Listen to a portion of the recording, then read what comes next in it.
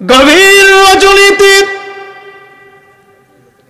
রাবিয়া বসরির ঘরে চোর প্রবেশ করেছে। রাত্র গভীরে রাবিয়া ডাক দিয়ে বলেন, কে রে তুমি?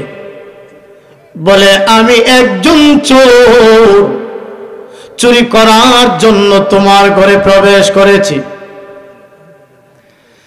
রাবিয়া বসরি বলেন, আমি তো গরীব, আমার ঘর থেকে কি নিবে? ও আল্লাহর বান্দা, নেওয়ার মতো কিছু নাই, আমি কি দিব তোমার? চুরি করার জন্য চোর ঢুকছে। রাবিয়া বসরি বলে, আমি তো গরিব মানুষ, আমার ঘর থেকে কি নিবারে বাবা, নেওয়ার মতো তো কোনো কিছু। তো রাবিয়া বসরি বলে, আমার ঘর থেকে কি নিবা, নেওয়ার মতো তো আর কিছু নাই। একটা লুটা, একটা বদনা আছে, আপনারা কি বলেন? বদনা বলেন না? বদনা। তো কই যে বদনাটা নিয়ে যাবো। আচ্ছা নিয়ে যাইও, আমার একটা শর্ত আছে, একটা দরখাস্ত। কি দরখাস্ত? বলে, রাখবেন না আগে বলেন। আগে ফুরাই নিতেছে, রাখবেন নি। আমার দরখাস্ত। কি দরখাস্ত বলেন দেখি। সুর মুখে কয়, কি দরখাস্ত বলেন? আল্লাহর বান্দা, এই যে লুটার ভিতরে, এই বদনার ভিতরে কিছু পানি আছে, এই পানিটা তুমি ফেলে দিও না। এই পানি দিয়ে আমি রাবিয়া ওযু বানাই। এই পানিটা সাধারণ পানি নয় রে, এটা বড় মূল্যবান পানি, কারণ এই পানি দিয়ে আমি রাবিয়া ওযু বানাই। সুতরাং এই পানিটা তুমি ফেলে দিও না, তুমি ওযুটা বানায় নাও, তারপরে তোমার সাথে কথা হবে। বলে, রাবিয়া রে, মাত্র ওযু বানানো নেই? বলে, হ্যাঁ, আপনি ওযুটা বানায় নেন। এমনি আল্লাহর বান্দা ওযু বানালেন। ওযু বানানোর পরে রাবিয়া বসরি বড় করজোরে বিনয়ের সঙ্গে বলেন, আল্লাহর গোলাম, আমার আরেকটা শেষ দরখাস্ত আছে, আপনি রাখবেননি?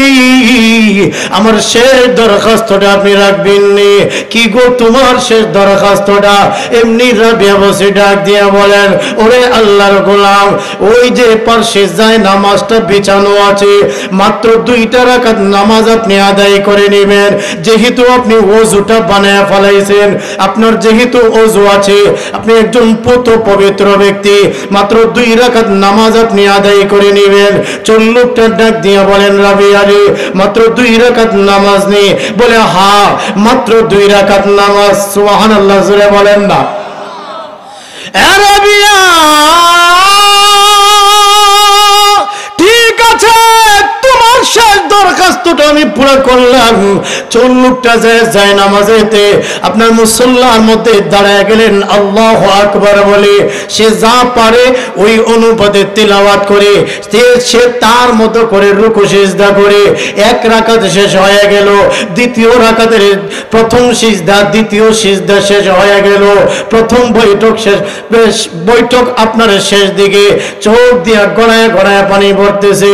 সালাম ফিরাইলো, আসসালামু আলাইকুম ওয়া রাহমাতুল্লাহ, আসসালামু আলাইকুম ওয়া রাহমাতুল্লাহ। সালাম ফিরাইয়া এবার চোখ দিয়া ঝর্ণার মতো পানি পড়তে আছে। রাবিয়া বসে ডাক দিয়া বলেন, এরে আল্লাহর বান্দা, আপনি তো আমার দরখাস্ত পুরা করেছেন, সুতরাং আমি এখন আপনার দরখাস্ত পুরা করব।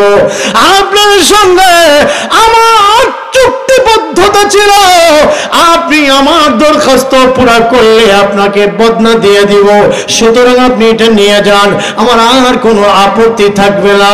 এমনি চোর লোকটা চোখের পানি ছেড়ে দিয়া বলেন, রাবিয়া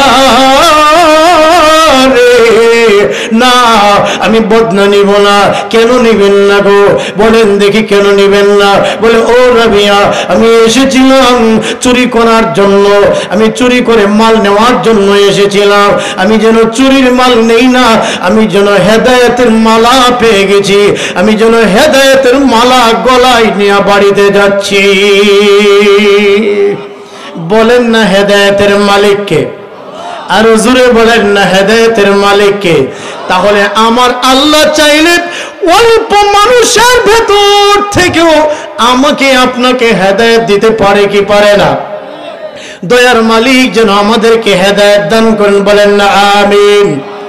আমার কলিজার টুকরা খালপার বালুঘাটবাসী, আমি আপনাদের খিদমতে যেখান থেকে আলোচনা করেছি সূরাতুল কাহফের সর্বশেষ আয়াত, আল্লাহ রাব্বুল আলামিন এই আয়াতের মধ্যে উল্লেখ করেন, ফামান কানা ইয়ারজু লিকা রাব্বি ফালইআমাল আমালান সালিহা ولا يشرك بعبادة ربه أحدا। الله رب العالمين বলেন فمن كان يرجو لقاء ربه، যে ব্যক্তিটা, যে আল্লাহর বান্দা, যে আল্লাহর বান্দী, ইয়ারজু যারা চায়, লিকা রাব্বিহি তার রবের সাক্ষাৎ, আল্লাহর দিদার, আল্লাহর সাক্ষাৎ কিংবা আল্লাহর ভালোবাসা, আল্লাহর মহব্বত যারা চায়, এই কাজটা এটা যারা চায় যে আল্লাহর মহব্বত, আল্লাহর ভালোবাসা, এক কথায় আল্লাহকে যারা চায় সে যেন দুইটা আমল করে। জোরে বলেন কয়টা আমল? সকলেই বলেন কয়টা আমল? আপনারা বলেন আমরা আল্লাহকে চাই কি চাই না? আল্লাহ আমার আপন হয়ে যাক, আমরা চাই কি চাই না? ও কলিজার টুকরারা, রব যদি আপন হয়ে যায় তবে দুনিয়ার আর কিছুই প্রয়োজন নাই। আমার রব যদি আপন হয়ে যায় তো দুনিয়ার সব আমার হয়ে যাবে, ঠিক কিনা? আল্লাহ যদি কারো হয়ে যায় সব তার হয়ে যায়। এজন্য আল্লাহ আমার হয়ে যাক আমরা চাই কি চাই না? চাইলে কয়টা কাজ করতে হবে? সবাই বলেন। এক, আল্লাহ বলেন ফালইআমাল আমালান সালিহা, নেক কাজ যেন তারা করে। কি কাজ? নেক কাজ, নেক আমল যেন তারা করে। এক। দুই, ওয়ালা ইউশরিক বিইবাদাতি রাব্বিহি আহাদা, তার রবের সাথে যেন কাউকে শরীক না করে। রবের বন্দিগিতে, রবের ইবাদতে কাউকে যেন শরীক না, অংশীদারিত্ব করা যাবে না। আল্লাহ কোরআনের আয়াতে কি বলে শুনেন, ইল্লাল্লাহ লা ইয়াগফিরু আন ইউশরাকা বিহি ওয়া ইয়াগফিরু মা দুনা যালিক ويغفر ما دون ذلك لمن يشاء।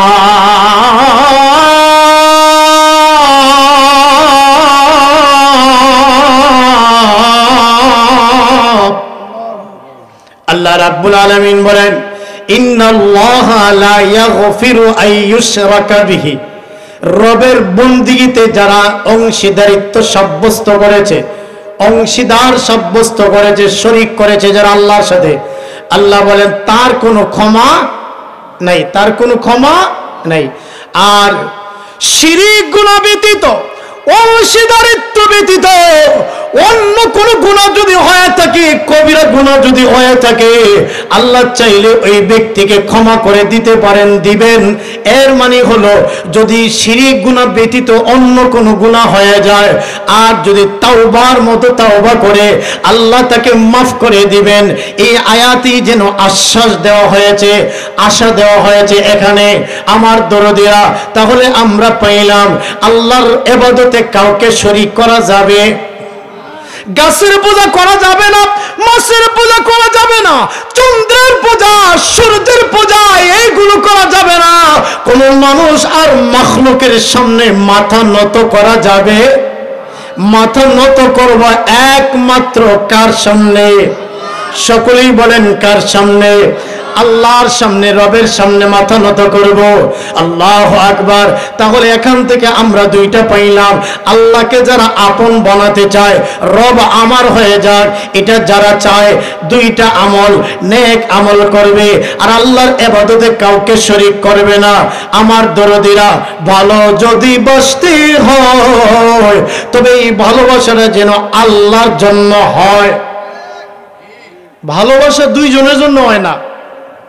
ভালোবাসা আর সম্পর্ক দুইটা ভিন্ন জিনিস।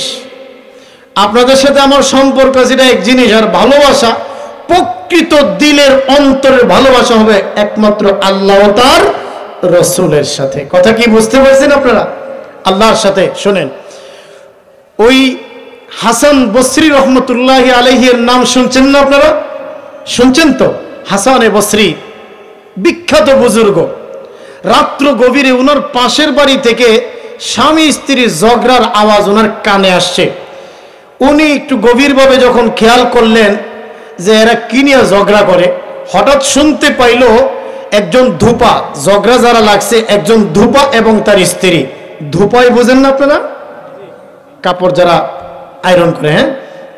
তো স্ত্রী বলতেছে তার ধূপা স্বামীকে বলতেছে, স্বামী আমি সব মানতে রাজি, কিন্তু তুমি যে অন্য নারীর সাথে কথা বলো, অন্য নারীর সাথে যে তোমার সম্পর্ক, আমি এটা মানতে রাজি না। যা দেও এটা দিয়ে আমি সবর করব। আমি খোলা আসমানের নিচে থাকব।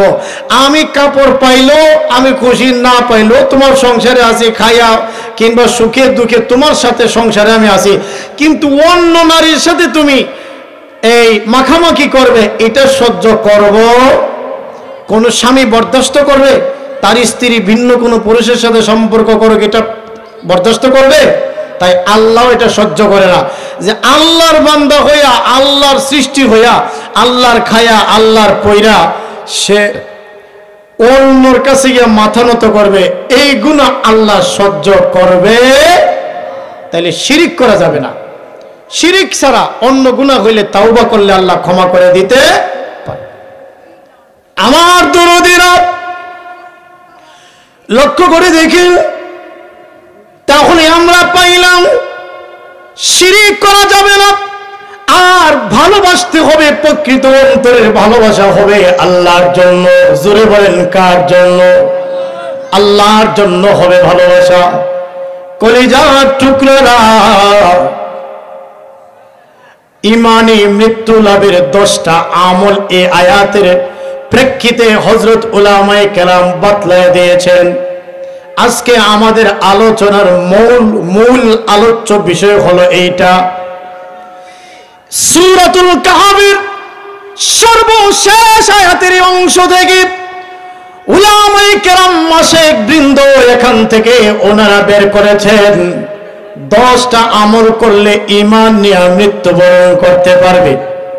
জোরে বলেন কয়টা আমল? ঈমান নিয়ে মরতে চাই কি চাই না? না বেঈমান হয়ে মরতে চাই? আমরা ঈমান নিয়ে মরতে চাই। ঈমান নিয়ে যদি মরতে চাও 10টা আমল আমাকে আপনাকে করতে হবে। 1 নম্বরের আমল হলো, ঈমান নিয়ে যদি মরতে চান তবে 1 নম্বরের আমল হলো নজরে সু থেকে বাঁচতে হবে। কুদৃষ্টি থেকে আমাকে আপনাকে বাঁচাতে হবে। খারাপ দৃষ্টি, কুনজর, বলেন না কোন নজর? যুবক ভাইরা বলেন কোন নজর? কলিজার ভাই, দোস্তর এই নজর তো এটা আল্লাহ পাক দিয়েছেন। এই চক্ষু আল্লাহর দেওয়া। এই চোখের ভিতরে 13 কোটি বাল্ব রয়েছে। কত কোটি বাল্ব রয়েছে বলেন না? আরো জোরে বলেন। 13 কোটি বাল্ব রয়েছে চোখে।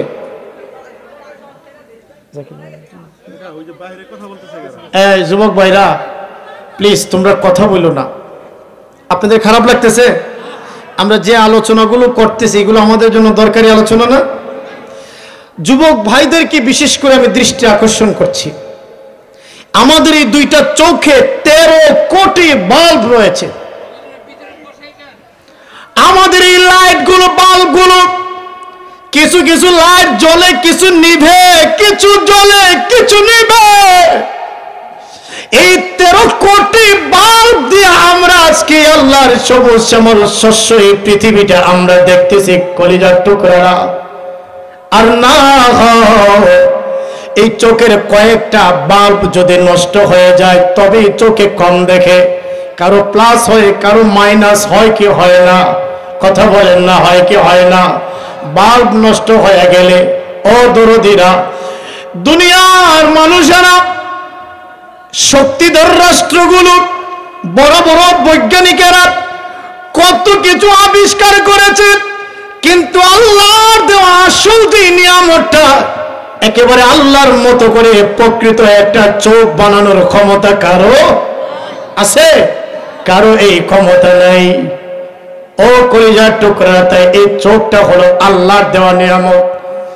আল্লাহ যদি জিজ্ঞাসা করেন, ও খালপার বালুঘাটের যুবক, ও মুরব্বী, জবাব দাও, আমি যখন দুনিয়ায় তোমাকে পাঠাইছিলাম এই চোখের তো কোনো গুনাহ, অন্যায়, অপরাধ ছিল না, বদনজরি ছিল না, কিন্তু তুমি যখন দুনিয়া থেকে এসেছো তোমার চোখের তো গুনাহের কোনো অভাব নেই। কি জবাব দিবেন আল্লাহর কাছে? বলেন না, কি জবাব দিবেন আপনারা তখন? আল্লাহ রাব্বুল আলামিন যদি বলে আমার নিষ্পাপ চক্ষুটা ফেরত দে, কি জবাব দিবে দুষ্ট তুমি সেদিন আল্লাহর কাছে? কোনো জবাব থাকবে না সেদিন। আল্লাহ কোরআনে কারীমের মধ্যে বলেন, আলাম নাজআল লাহু আইনাইন,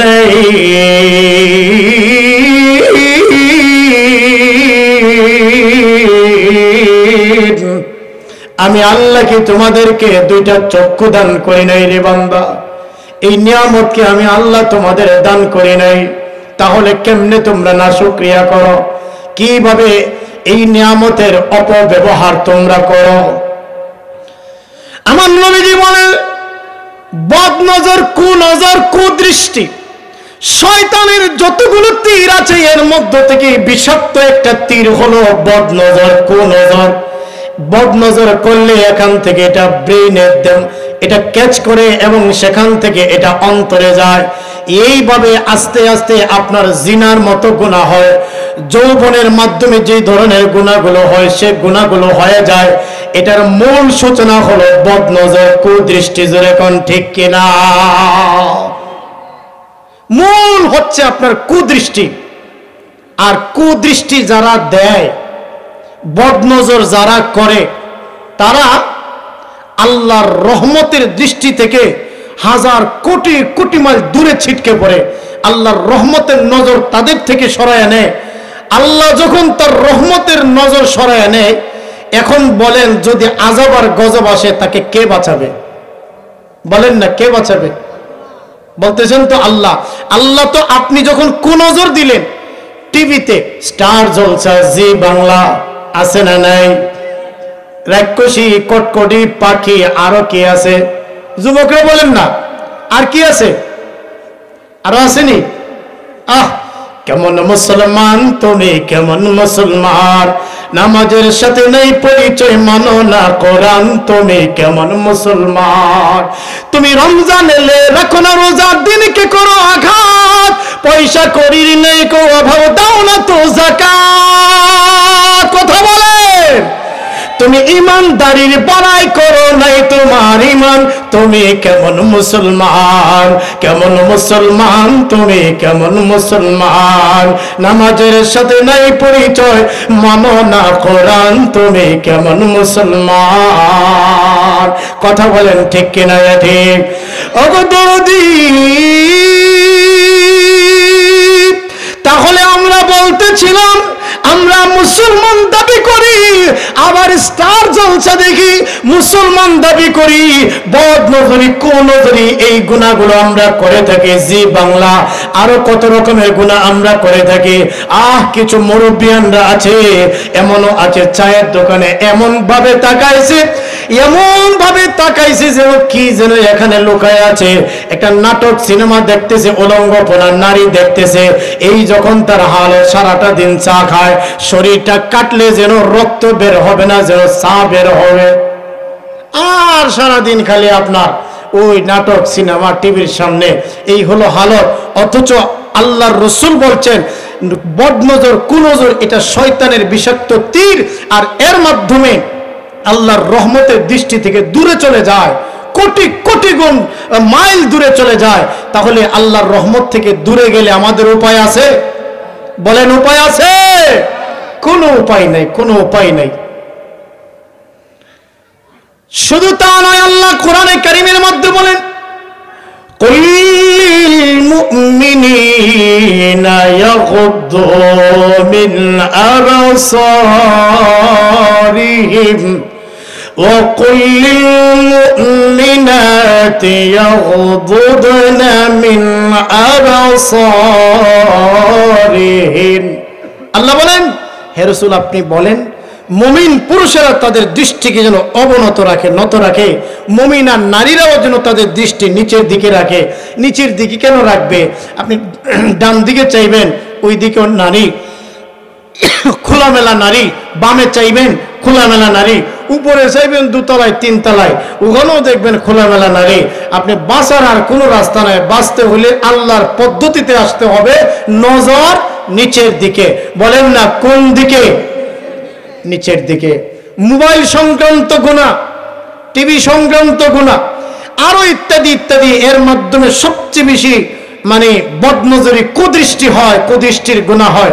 এজন্য কলিজার যুবক ভাইদের বিশেষ করে বলি, এই সবক যদি মানতে পারেন আজকের মাহফিল কামিয়াব হবে। আমি সারা রাত ওয়াজ করলেও কোনো লাভ হবে না যদি আপনারা না মানেন। একবারে পাক্কা নিয়ত কাদের আছে যে আজ থেকে আমরা কুনজর দিব না, কোন পরনারীর দিকে আমরা বদনজরি করব না? পাক্কা নিয়ত কার কার আছে? একদম পাক্কা নিয়ত ইনশাআল্লাহ। আমাদের সবাইকে কবুল করুন, বলেন আমিন। লম্বা হয়ে যাবে। আর ফজিলত কি? যদি কুনজর থেকে আমরা বাঁচতে পারি, কুনজর, কুদৃষ্টি থেকে যদি বাঁচতে পারি, এর ফজিলত হলো মৃত্যুর সময় আল্লাহ কালিমা নসিব করে দিবেন। কি নসিব করবেন? তাইলে কালিমা নসিব হোক, এটা আমরা চাই কি চাই না? চাইলে এক নম্বরের সবক কি করতে হবে? কি থেকে বাঁচতে হবে? কুদৃষ্টি। বলেন কোন দৃষ্টি? কুদৃষ্টি থেকে বাঁচতে হবে। আল্লাহ আমাদের আমল করার তৌফিক দেন, বলেন আমিন। গেল এক। বলছিলাম ইমানি মৃত্যু লাভের 10টা আমল। বলেন কয় আমল? প্রথম হলো কুদৃষ্টি থেকে বাঁচতে হবে, তবে ইমানি মৃত্যু লাভ হবে। 2, মিসওয়াকের আমল। কিসের আমল? মিসওয়াক। মিসওয়াক আছে তো? মিসওয়াকের আমল আমাদের মধ্যে আছে। মিসওয়াক, মিসওয়াক, এই মিসওয়াকের আমল একটা দুর্বল, যদিও একটি দুর্বল, কিন্তু এটা এর মধ্যে আমাদের শিক্ষণীয় রয়েছে। নবীজির অন্তিম মুহূর্তে সাকরাতের সময় আম্মাজান আয়েশাকে বললেন ইশারাতে, মিসওয়াক আনো। আম্মাজান আয়েশা গাছের কাঁচা ডালা আনলেন, আর আল্লাহ রাসূল ইশারায় বুঝাইলেন এটাকে চিবায়ে দেওয়ার জন্য। নবীজির তখন এতটুকুন শক্তি নেই যে এটাকে চিবাবে। আম্মাজান আয়েশা চিবায়ে দিলেন। আম্মাজান আয়েশার লালা মিশ্রিত সেই গাছের কাঁচা ডালা দিয়ে রাসূল মৃত্যুর সময়, বিদায় আমরা বলি, অন্তিম মুহূর্তে নবীজি মিসওয়াকের আমল করেছেন। জোরে বলেন না সুবহানাল্লাহ। বলেন কিসের আমল? কিসের আমল? মিসওয়াক করার 70টা ফজিলত আছে। কয়টা ফজিলত আছে? আমার এই খালপাড়বাসী একটা কথা আমি আপনাদের বলে দিই, এটা হচ্ছে, আপনারা যদি চান যে এক চাটিয়া শুধু সুরের আলোচনা হবে, আল্লাহর ফজলে আমি এটাও পারি। একদম এক চাটিয়া শুধু সুরের আলোচনা। আর আরেকটা হলো যে না হুজুর, আমরা কিছু সবক নিতাম। সবক নেওয়ার ইচ্ছা যদি থাকে তাহলে এক চাটিয়া সুর হবে না, মাঝে মধ্যে কিছু কথা আপনাদের ভেঙে ভেঙে বোঝাতে হবে, তবে আপনারা উঠা বসা করতে পারবেন না। রাজি আছেন? খারাপ লাগতেছে আপনাদের? মিসওয়াকের আমল 70টার উপরে ফজিলত আছে মিসওয়াকের। এর মধ্যে একটা ফজিলত হলো মৃত্যুর সময় আল্লাহ কালিমা নসিব করে দিবেন। শুধু তা নয়, হাদিস শরীফের ভিতরে এসেছে যখন কোনো ব্যক্তির সাকরাত শুরু হয়ে যায়, আর এই লোকটা যদি বেঁচে থাকা হালতে যদি মিসওয়াকের আমল করে থাকে, মিসওয়াকের আমল যদি করে থাকে, এই ব্যক্তি যখন সাকরাত আরম্ভ হয়ে যায়, আল্লাহর ফেরেশতারা ওই ব্যক্তিটাকে চতুর্দিকে ঘেরাও আর বেষ্টনী করে রাখে। ওই সময়ে শয়তান 70,000 সুরত নিয়ে ঈমান হরণ করার জন্য চেষ্টা করে। ওই সময় যেই সকল রহমতের ফেরেশতারা তাকে বেষ্টনী দিয়ে রাখে, এরা শয়তানকে কঙ্কর মারে, ঢিল মারে, শয়তান অনেক দূরে চলে যায়। এমনকি রহমতের ফেরেশতারা মেসওয়াককারী ব্যক্তিটাকে কালিমার তালকিন দিতে থাকে, তুমি কালিমা পড়ো, কালিমার তালকিন দিতে থাকে। ওই সময়ে আল্লাহ রাব্বুল আলামিন এই মেসওয়াককারী ব্যক্তিটাকে কালিমা জবান দিয়ে বের করে দেয়, ঈমানি মৃত্যু তাকে দান করে। কিসের ফজিলত বলেন, কিসের ফজিলত? মেসওয়াকের মাধ্যমে এই যে ঈমানি মৃত্যু লাভ হইল, মেসওয়াকের আমলের মাধ্যমে ঈমানি মৃত্যু লাভ হয়, মেসওয়াকের আমলের মাধ্যমে ঈমানি মৃত্যু লাভ হয়। ওগো কলিজার টুকরারা, আমার প্রাণ প্রিয় খালপাড়াবাসী, তাহলে মেসওয়াকের আমল এটা দ্বিতীয় আমল। আমার রাসূল হাদিসের মধ্যে বলেন যে তোমাদের জন্য কষ্ট হয়ে যাবে, কষ্ট হয়ে যাবে, আর না হয় প্রত্যেকটা ওযুর সময় তোমাদের জন্য মেসওয়াক করাটা ওয়াজিব করে দিতাম, যেহেতু তোমাদের কষ্ট হবে এই জন্য ওয়াজিব করে দেই নাই। এই এখান থেকে আমরা বুঝতে পারলাম মেসওয়াকের আমলটা কতটা গুরুত্বপূর্ণ, কতটা গুরুত্বপূর্ণ। তাহলে পাক্কা নিয়ত কাদের আছে মজবুতের সাথে? আমরা গাছের কাঁচা ডালা, এই যে এরকম ডালাও হতে পারে, কিংবা কাঁচা ডালাও হতে পারে, নিম গাছের ডালা ইত্যাদি, জৈতুনের ডালাও হতে পারে, কাঁচা ডালা দিয়ে মেসওয়াক করবেন। ব্রাশ দিয়ে যদি দাঁত পরিষ্কার করেন আপনার সুন্নত আদায় হবে না, পরিষ্কার হবে ঠিক, সুন্নত আদায় হবে না। আর মেসওয়াক দিয়ে যদি আপনি পরিচ্ছন্ন করেন দন্ত, এতে করে সুন্নত আদায় হবে, দাঁতও পরিষ্কার হবে। তাহলে আজ থেকে একেবারে পাক্কা নিয়ত কাদের আছে? আগামীকাল থেকে নারী হোক আর পুরুষ হোক, পাক্কা নিয়ত আমরা মেসওয়াকের আমল প্রত্যেকটা ওযুর আগে মেসওয়াকের আমল করবই করব ইনশাআল্লাহ। কারা কারা প্রস্তুত আছেন? আল্লাহ আমাদের সবাইকে কবুল করেন, বলেন আমিন। এটা কিন্তু আপনারা ওই যে ব্যারিস্টার সুমন এসে কইছে, কয়েকদিনের আগে নির্বাচন গেল না, ব্যারিস্টার সুমন এনে কইল যে খাদির মামু ফাতলা মারুই, বিংরাজ মেম্বার ফাতলা মারুই। ব্যারিস্টার সুমনে বললো না খাদির মামু ফাতলা মারুই। আপনারা ফাতলা পাতলা কথা না তো, এখানে পাক্কা নিয়ত তো ইনশাআল্লাহ, পাক্কা নিয়ত তো ইনশাআল্লাহ মেসওয়াকের আমল। আল্লাহ আমাদের কবুল করেন, জোরে বলেন আমিন। ওগো দরদি, মেসওয়াকের আমলের মাধ্যমে আল্লাহ আপনাকে ঈমানি মৃত্যু দান করবেন। গেল দ্বিতীয় আমল, লম্বা কথা বলা যাবে না। 3 নম্বরে আমলটা হলো শুকর গুজার বান্দা বান্দী হয়ে যাও। সুখে থাকো, দুঃখে থাকো, হাসি আনন্দে বেদনায়, যে হালতে আল্লাহ রাব্বুল আলামিন আমাকে আপনাকে রাখছেন, মনটা ভৈরা দিল থেকে বলবেন আলহামদুলিল্লাহ। বলেন না আলহামদুলিল্লাহ, আরো জোরে বলেন না আলহামদুলিল্লাহ। কখনো তোমাকে যদি ভুলি, হেদায়াতের আলো জেলে নিয় কাছে তুলি। আমাকে লাগাই দিয়ে বসে থাকেন না, একটু গাইতে হবে, বিশেষ করে যুবক ভাইরা। কখনো তোমাকে যদি ভুলি, হেদায়াতের আলো জেলে নিয় কাছে তুলি। দয়া করো মায়া করো, দয়া করো মায়া করো, ওহে দয়াবান তুমি রহমান, তুমি মেহেরবান। বলেন না তুমি রহমান, তুমি মেহেরবান। অন্ধ গাহে না শুধু তোমারি গুণগান, অন্ধ গাহে না শুধু তোমারি গুণগান। বুঝেও বুঝে না তবু শান, তুমি রহমান, তুমি মেহেরবান। জনম জনম যদি গাহি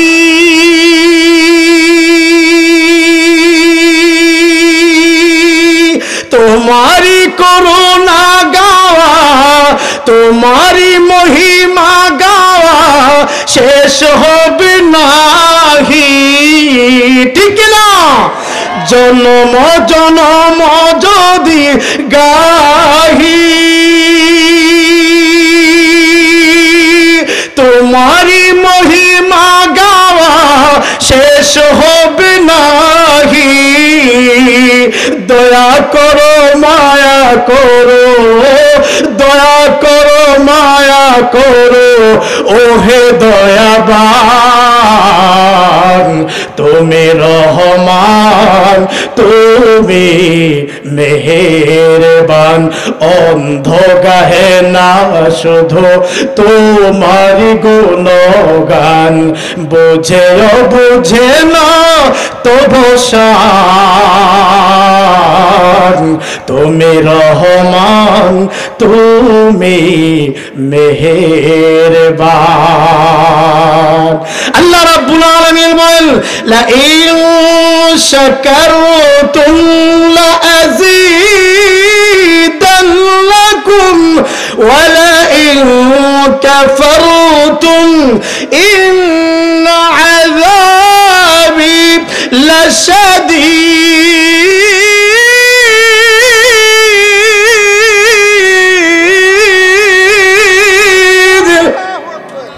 আল্লাহ রাব্বুল আলামিন বলেন লা ইন শাকারতুম, রে বান্দা বান্দি যদি আমার নিয়ামত পাইয়া তোমরা যদি শুকরিয়া আদায় করো, লা আযীদান্নাকুম অবশ্যই তোমাদের প্রতি আমার নিয়ামত আর বাড়ায়া দেব, ওয়ালা ইন কাফারতুম আর আমার নিয়ামত পাইয়া যদি তোমরা অকৃতজ্ঞ হয়ে যাও, যদি তোমরা নাশুকর বান্দা বান্দি হয়ে যাও, তবে তোমাদের থেকে আমার নিয়ামতকে ছিনায়া নেব।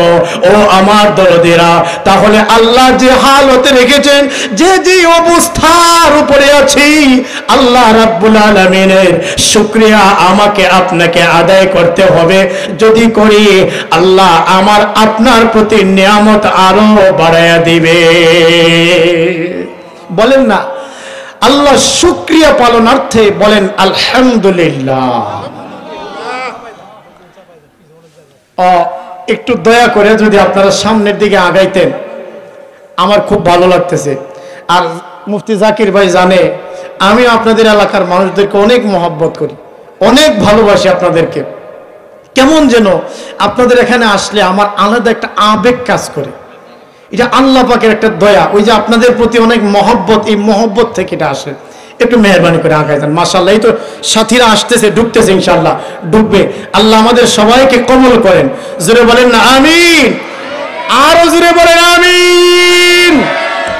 মারহাবা মারহাবা, একটু আগায় যান। আল্লাহ এই মহব্বতের প্রতিদান আমার মাওলা যেন তার নিজের কুদরতে হাতে আপনাদেরকে দান করেন। আচ্ছা আচ্ছা, মা বোনদের এখানে জায়গা হচ্ছে না, মা বোনেরা দয়া করে আপনারাও একটু সামনের দিকে এগিয়ে বসেন। আর যারা পেছনে আসছে ওনাদেরকে একটু মেহরবানি করে আপনারা জায়গা করে দিন, ওনাদের জন্য একটু সুযোগ করে দিন, দিনে আলোচনা যেন শুনতে পারে। মা বোনদেরকে অনুরোধ করছি একটু আগায় যান, মা বোনেরা আগায় যান। আর আমাদের পুরুষ প্যান্ডেলে যারা আছেন, বিশেষ করে যুবক ভাইরা, আপনারাও আর একটু আগায় যান। আল্লাহ কবুল করে বলেন আমিন। ওগো আমার দরদিরা, আল্লাহ রাব্বুল আলামিন এখানে অত্যাবশ্যকীয় শব্দ কেন ব্যবহার করলেন? আল্লাহ রাব্বুল আলামিন চাইলে এমনিতেই যদি বলতেন আমার নিয়ামতের শুকরিয়া আদায় করলে তোমাদের প্রতি নিয়ামত আরো বাড়াইয়া দিব, এইভাবে বললেই তো হয়তো না। আমরা যে দুর্বল ইমানদার, এই জন্য আল্লাহ রাব্বুল আলামিন অত্যাবশ্যকীয় শব্দ ব্যবহার করেছেন। আবশ্যকীয় শব্দ ব্যবহার করে আল্লাহ বলেন লা আযীদান্নাকুম, অবশ্যই তোমাদের প্রতি আমার নিয়ামত আরো বাড়াইয়া দিব, যাতে কোনো সন্দেহ না থাকে। জোরে বলেন আল্লাহু আকবার। যদি আল্লাহ রাব্বুল আলামিনের শুকরিয়া আদায় করেন, নিয়ামত পাইয়া। তবে আল্লাহ রাব্বুল আলামিন এতে করে কি হবে? আল্লাহ রাব্বুল আলামিন আমাদেরকে মৃত্যুর সময় কালিমা নসিব করে দিবেন, ঈমানে মৃত্যু দান করবেন। ডেকে নিবে যেদিন আমারে তোমার প্রিয় করে নিও, হায়াতের দিন ফুরালে খাতিমা ঈমান মোরে দিও, কালিমা নসিবে মোর দিও। বলে না আবেগ নিয়া, কালিমা নসিবে মোর দিও, খাতিমা ঈমান মোরে। ও আল্লাহ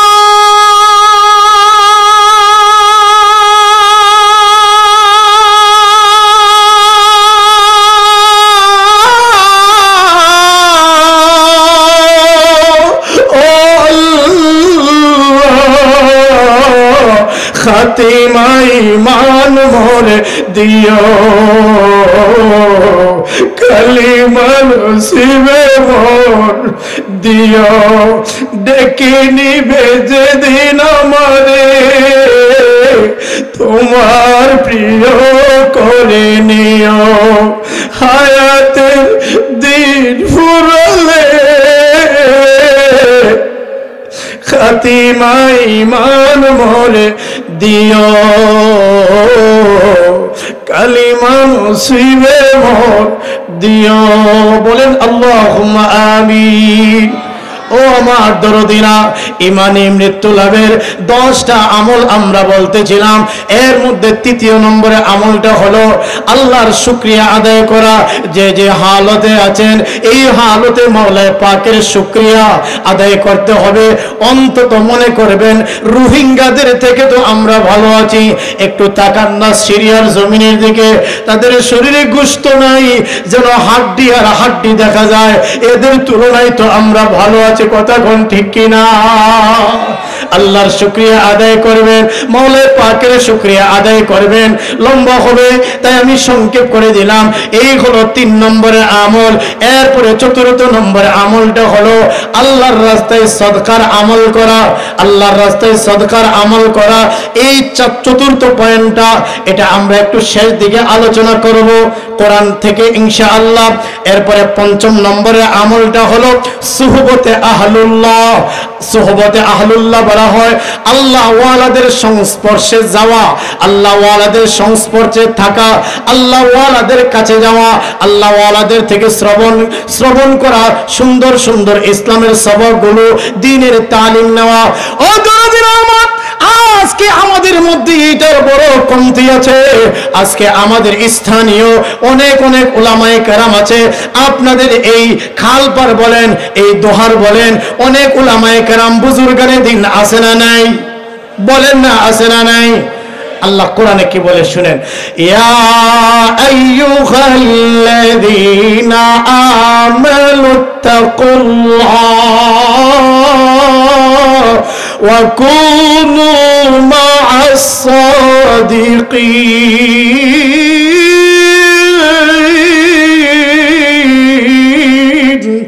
আল্লাহ রাব্বুল আলামিন বলেন, হে ঈমানদারেরা, তোমরা আল্লাহকে ভয় করো আর তোমরা সাদিকিনদের সঙ্গী হয়ে যাও, আল্লাহ ওয়ালাদের সঙ্গী হয়ে যাও, আল্লাহ ওয়ালাদেরকে বন্ধু বানাও, আলেমদেরকে বন্ধু বানাও। যদি তোমরা আলেমদেরকে বন্ধু বানাও তবে তোমাদের ইহকালের জীবন হবে সার্থক, পরকালের জীবন হবে সার্থক। আর যদি তুমি বন্ধু বানাও, আমার যুবকদেরকে বলতেছি, ও কলিজার যুবক ভাই, যদি তুমি এমন একজন লোককে তুমি বন্ধু বানাইলা যে কিনা বখাটের লোক, যে কিনা নেশা করে, তুমি যদি তাকে বন্ধু বানাও দুনিয়াতে, সেও কিন্তু তোমাকেও কিন্তু সে নেশাখোর বানায়া দিবে, তোমাকে সিগারেটখোর বানায়া দিবে, তোমাকে খারাপ পথে নিয়ে যাবে। আর যদি এমন হয়ে যাও, কিয়ামতের মাঠে হাসরের দিনে সেদিন আফসোস করবে আর বলবে, ইয়া লাইতানি লাম আত্তাখিয ফুলানা খলিলা। আফসোস করবে আর বলবে, হায়রে আফসোস, আমি কেন তাকে বন্ধু বানালাম, আমি কেন ওই ছেলেটাকে বন্ধু বানাইছিলাম দুনিয়াতে। তাকে বন্ধু বানানোর কারণে সে যে জাহান্নামে যায় আমাকে ওই জাহান্নামে যেতে হয়। আর যদি আমি তাকে বন্ধু না বানাতাম, সে যে জাহান্নামে যায় আমাকে ওই জাহান্নামে যেতে হতো না, ঠিক কি না? মানুষ সবচেয়ে বেশি ধ্বংস হয় যেই দিকগুলাতে, যে কারণে ধ্বংসের পথে যায়, এর মধ্যে একটা অন্যতম কারণ হলো আমাদের, বিশেষ করে আমার যুবকরা, এরা বেশিরভাগ নষ্ট হয় খারাপ বন্ধু বান্ধবদের আড্ডায়, খারাপ বন্ধু বান্ধবদের সাথে চলার কারণে, ঠিক না ঠিক? কলিজার যুবক ভাইরা, তোমরা আমাদের সম্পদ, তোমরা এই খালপাড়ের সম্পদ, তোমরা এই দোহারের সম্পদ। তোমাদের পাগুলো আগায়া দাও, আমি তোমাদের পায়ে ধরে বলে যাব, দোস্ত তোমরা ইতিহাস তালাশ করে দেখো, যুগে যুগে যত সমাজ পরিবর্তন হয়েছে যুবকদের হাত ধরে হয়েছে, যুগে যুগে ইসলামের যত বিপ্লব ঘটেছে সবচেয়ে বেশি অবদান ছিল যুবকদের।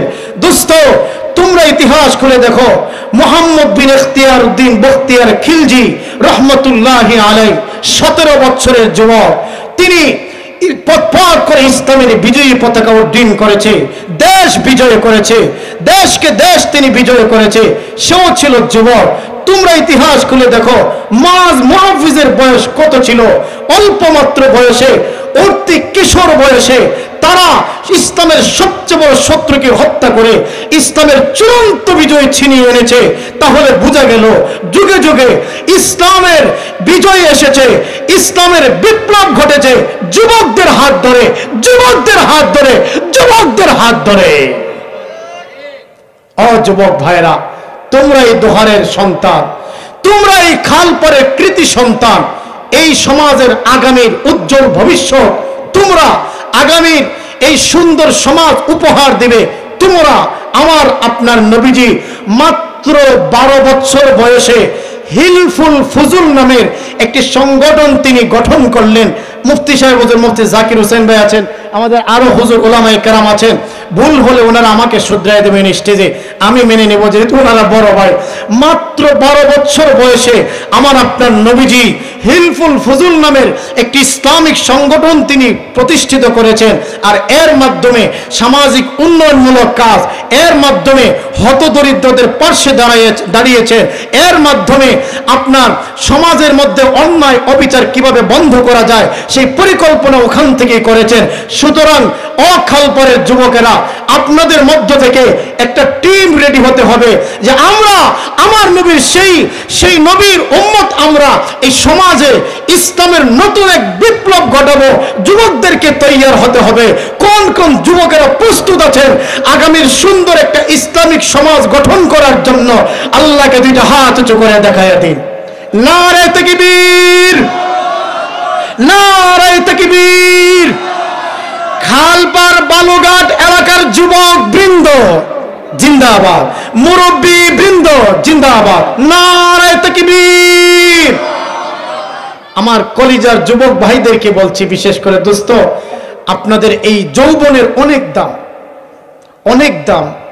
যৌবনে একবার আল্লাহকে ডাক দেওয়া আর বৃদ্ধ বয়সে ডাক দেওয়া বহু পার্থক্য আছে, অনেক পার্থক্য আছে। কষ্ট হচ্ছে আপনাদের? খারাপ লাগতেছে? এজন্য দোস্ত যুবকদেরকে বলি, বিশেষ করে দোস্ত, আপনি কিন্তু জানেন না আপনার মা আপনার বাবা আপনাকে নিয়ে মনে মনে কত স্বপ্ন যে লালন করছে। বাজারে হাটে, বাজারে রাস্তাঘাটে অন্য আপনার বাবার বন্ধু বান্ধবের সাথে আপনার বাবা আপনার প্রশংসায় পঞ্চমুখ যে দোয়া করবেন, আমার ছেলেটা কলেজে পড়ে, ভার্সিটিতে পড়ে, মাদ্রাসায় পড়ে, আল্লাহ চাহে তো আমার এই ছেলেটা ইনশাল্লাহ আমাদের সমাজের উজ্জ্বল একটা ভবিষ্যৎ, এই সমাজের সুনাম বয়ে আনবে, দোয়া করবেন। আর কত স্বপ্ন যে আঁকে আপনার বাবা। প্রত্যেকটা বাবা এখানে যারা আছে, যদি কেউ থেকে থাকেন এখানে যে আপনার বাবা এখানে আছে, এখন জিজ্ঞাসা করেন, আপনি দেখেন আপনার বাবা ঠিক এই কথাটা বলবে আমি যা বলছি এখন। আপনাকে নিয়ে কত স্বপ্ন যে লালন করে যে এই সন্তান একদিন বড় হবে, এই সমাজের সুনাম বয়ে আনবে, মা বাবা বংশের সুনাম বয়ে আনবে। দোস্ত, আপনাকে নিয়ে এত স্বপ্ন লালন করে আপনার মা বাবা, আপনার পেছনে পেছনে কত প্রশংসা করে আপনি জানেন না। আর আজ আপনি যদি বখাটে কোন বন্ধু বান্ধবদের পাল্লায় পড়ে আপনার জীবনটাকে অকাতরে নষ্ট করে দেন, মনে রাখবেন আপনি তো দুনিয়ার এই ইহকালও শেষ করলেন, আখিরাতও বরবাদ করলেন, যৌবন ঈমান আমল সব আপনি শেষ করলেন, আপনি যে ধ্বংসের দ্বারপ্রান্ত চলে গেলেন। এজন্য দোস্ত, যদি এমন কোন বন্ধু বান্ধব থেকে থাকে, আজ থেকে তাওবা প্রতিজ্ঞা, ওই বন্ধু বান্ধবদেরকে আমরা একেবারে চিরতরে তালাক দিলাম, খারাপ কোন বন্ধু বান্ধবদের সাথে চলবো না ইনশাআল্লাহ। আল্লাহ কবুল করেন, বলেন আমিন। অদরদিরা আমার, তো যে কথা বলতেছিলাম, ইমানি মৃত্যু লাভ যদি করতে হয়, ইমানি মৃত্যু যদি আপনি চান, তবে আমাকে আপনাকে যেটা করতে হবে, ৫ম নম্বরে সুহবতে আহলুল্লাহ, আল্লাহ ওয়ালাদেরকে আমার বন্ধু বানাতে হবে, আল্লাহ ওয়ালাদের বন্ধু হয়ে যেতে হবে। মনে রাখবেন কিয়ামতের মাঠে আল্লাহ রাব্বুল আলামিন এক সময় বলবেন, ইরজিই ইলা রাব্বিকা রাদিয়াতাম মারদিয়া, হে প্রশান্ত হৃদয়, প্রশান্ত হৃদয় সমূহ হৃদয়গুলো, তোমরা রবের দিকে ফিরে আসো, প্রশান্ত হৃদয় তোমরা রবের দিকে ফিরে আসো। ফাদখুলি ফি ইবাদি, আল্লাহ ওয়ালাদের দলভুক্ত তোমরা হয়ে যাও, আলেম উলামাদের দলভুক্ত হয়ে যাও, আল্লাহ ওয়ালাদের দলভুক্ত হয়ে যাও। আর ওয়াদখুলি জান্নাতি, তোমরা জান্নাতে প্রবেশ করো। জান্নাতে প্রবেশ করার সময়ও আল্লাহ ওয়ালাদের সঙ্গী হতে হবে। আল্লাহ ওয়ালাদের সঙ্গী না হয়ে জান্নাতেও যেতে পারবেন না। তাহলে জান্নাতে যাওয়ার জন্য যদি আল্লাহ ওয়ালাদেরকে বন্ধু বানানো লাগে, সঙ্গী হওয়া লাগে, তাহলে দুনিয়াতে আল্লাহ ওয়ালাদেরকে আমাদের বন্ধু বানানোর দরকার আছে না নাই? বলেন না, আছে না নাই? হক্কানি আলেমদের কাছে, হক্কানি পীর বুজুর্গ যারা যারা আপনাদের কাছে কোনো বিনিময় চায় না, বলেন না কি চায় না? বিনিময় চায় না। আপনাদেরকে একথা বলে না যে আমাকে আপনারা তোমরা মান্নত করো, তোমরা এটা করো সেটা করো, টাকা দাও পয়সা দাও, এই ধরনের পেশাব না।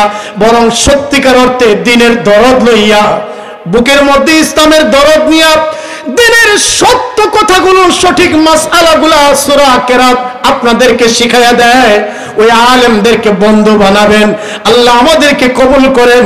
যদি হক্কানি আল্লাহ ওয়ালা আলেম পীর বুজুর্গকে বন্ধু বানাতে পারেন, তাহলে উলামায়ে কেরাম বলেন, সূরাতুল কাহফের এই আয়াতের প্রেক্ষিতে হযরত উলামায়ে কেরাম বলেন, মৃত্যুর সময় আল্লাহ কালিমা নসিব করে দিবে। বলেন না আমিন? আরো জোরে বলেন আমিন। তাহলে ৫ নম্বরটা গেল, ইমানি মৃত্যু লাভের ৫ নম্বরের আমলটা গেল। আপনাদের মনে আসেনি? ১ নম্বর কুদৃষ্টি থেকে বাঁচতে হবে, ২য় নম্বর হলো মেসওয়াকের আমল করতে হবে, ৩ নম্বর হলো আল্লাহ যে হালতে রেখেছেন শুকরগুজারি করতে হবে, ৪ নম্বর শব্দ অনুপাতে দান সৎকার আমল, ৫ নম্বর সুহবতে আহলুল্লাহ, আল্লাহ ওয়ালাদেরকে বন্ধু বানানো, আল্লাহ ওয়ালাদের সংস্পর্শে যাওয়া। এই ৫টা আমরা আলোচনা করলাম।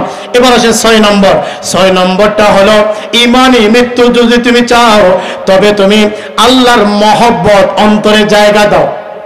কার মহব্বত? এখন কেন জায়গা দিবেন? সম্ভবত আপনাদের পার্শ্ববর্তী কোনো একটা মাহফিলে আমি আলোচনা করছিলাম যে আল্লাহর মহব্বত কেন জায়গা দিব। লম্বা প্রায় ১ ঘন্টা ১-১.৫ ঘন্টা আমি আলোচনা করছিলাম কেন, প্রশ্নের জবাবে কেন আল্লাহর মহব্বত দিলে জায়গা দিব। লম্বা হবে, ওইদিকে আমি ২-১টা আয়াত আপনাদেরকে শোনাই, এরপরে আমরা ইমানি মৃত্যু লাভে এই 10টা আমল শেষ করে দিব, যাতে আপনারা এটা না বলতে পারেন যে হুজুর অর্ধেক ওয়াজ করছে। আমার দরদিরা, কষ্ট হচ্ছে আপনাদের? আল্লাহর মহব্বত কেন জায়গা দিবেন বলেন তো? আমাদেরকে কে সৃষ্টি করেছেন? আমাদের সৃষ্টিকর্তা কে? আমাদের খালিক আল্লাহ, আমাদের মালিক হচ্ছেন আল্লাহ। আল্লাহ সুবহানাহু ওয়া তাআলা মাতৃগর্ভে 3টা অন্ধকারের ভেতরে আমাকে আপনাকে বানাইছেন। আল্লাহ কোরআনে বলছে, ইয়াখলুকুকুম ফি বুতুনি উম্মাহাতিকুম খালকান মিন বা'দি খালকিন ফি যুলুমাতিন সালাস।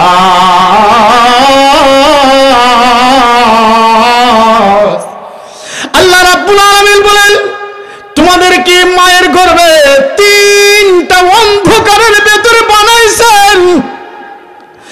এক হলো মায়ের পেটের ভেতরের অন্ধকার, আবার জরায়ু বা রেহিমের অন্ধকার। জরায়ু বা রেহিমের ভেতরে পাতলা আবরণ বা পর্দা আছে, ওই পাতলা আবরণের অন্ধকার। এই তিনটা অন্ধকারের ভিতরে বান্দা বান্দিরা বড় মায়া করে তোরে বানাইছি, তাহলে যে আল্লাহ এত সুন্দর করে আমাকে আপনাকে মাতৃগর্ভে বানাইলো, চোখটা যেখানে দেওয়ার দরকার সেখানে দিল, কান যেখানে দরকার সেখানে দিল, হাত পা অঙ্গ প্রত্যঙ্গ যেখানে যা সেটিং করার দরকার সেখানে করলেন।